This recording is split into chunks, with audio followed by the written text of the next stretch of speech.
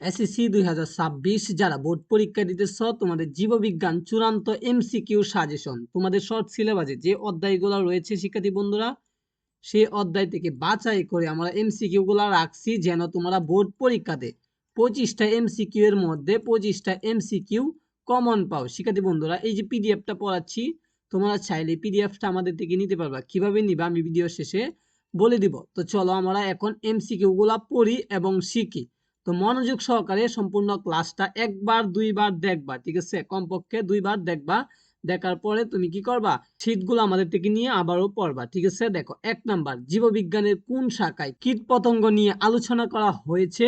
Entomology শাখায় কীটপতঙ্গ নিয়ে আলোচনা করা হয়েছে। শিক্ষার্থী বন্ধুরা 2 নাম্বারটা দেখো, শ্রেণীবিন্যাসের উদ্দেশ্য কি? শ্রেণীবিন্যাসের উদ্দেশ্য হলো প্রথমটা এবং দ্বিতীয়টা সঠিক। জীবের উপদল সম্পর্কে জানা, জীবের একককে নামকরণ করতে পারা, এই দুইটা সঠিক, এই জন্য উত্তর হয়েছে দ্বিতীয়টা। শিক্ষার্থী বন্ধুরা পরে দেখো 3 নাম্বার, জীববিজ্ঞানের জনক কে?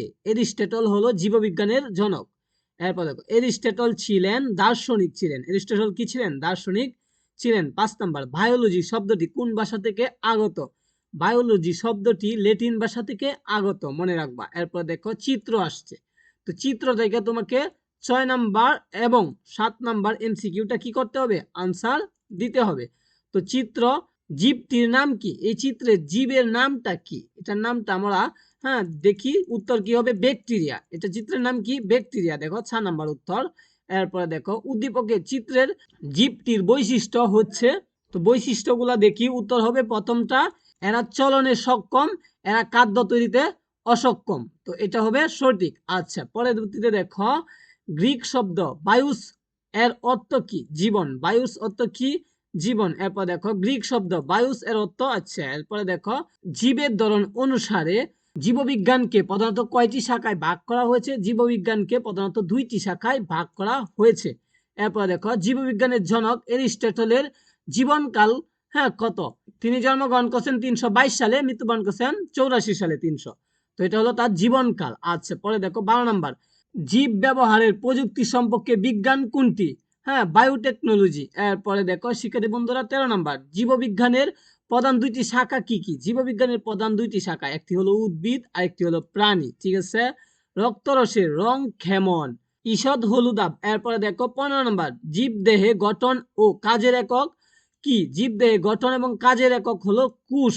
এরপর দেখো নিচের কোনটি আদি কোষের উদাহরণ? ব্যাকটেরিয়া হলো আদি কোষের উদাহরণ। 17 নাম্বার, জটিল টিস্যুকে কি বলা হয়? পরিবহন টিস্যু বলা হয়ে থাকে। পরবর্তীতে দেখো 18 নাম্বার, মানব দেহের দীর্ঘতম কোষ কি? মানব দেহের দীর্ঘতম কোষ হলো নিউরন, ঠিক আছে? তারপর দেখো মানব দেহের কয় ধরনের রক্তকোষ আছে? মানব দেহে 3 ধরনের রক্তকোষ আছে। 20 নাম্বার, অ্যামাইটোসিস কোষ বিভাজনের শুরুতে কোনটি ঘটে?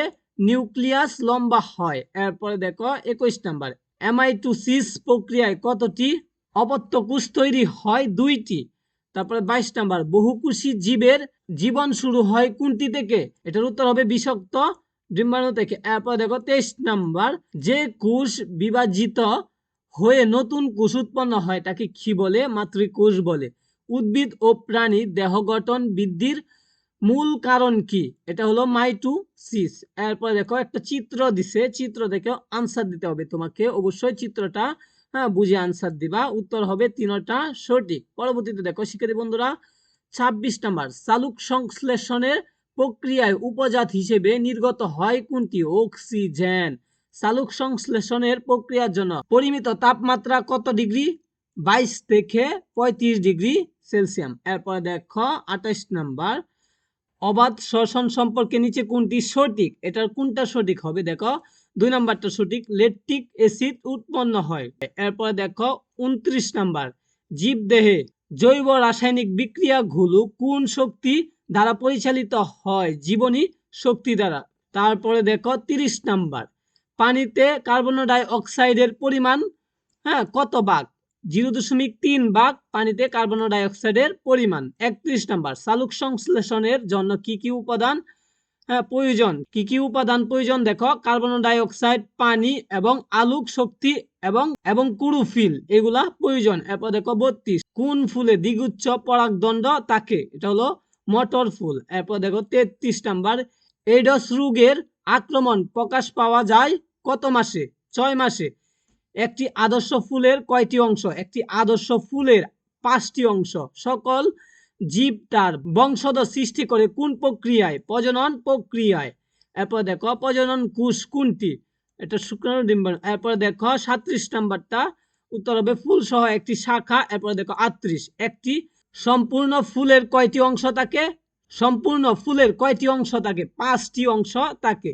উদ্ভিদের বিশেষভাবে রূপান্তরিত বিটফ, এটা উত্তর হবে 2 নাম্বারটা এবং 3 নাম্বারটা সঠিক, ফুল এবং অসম্পূর্ণ ফুল। এরপর দেখো শিক্ষার্থী বন্ধুরা 40, জীববিজ্ঞানের কোন শাখায় জিন ও বংশ গতি দ্বারা আলোচিত হয়? এটা হলো বংশগতিবিদ্যা। এরপর দেখো 41, জীবের সকল বৈশিষ্ট্য নিয়ন্ত্রণের একক হলো জিন। ঠিক আছে, জিন দ্বারা নিয়ন্ত্রণ করা হয় জীবের সকল বৈশিষ্ট্য।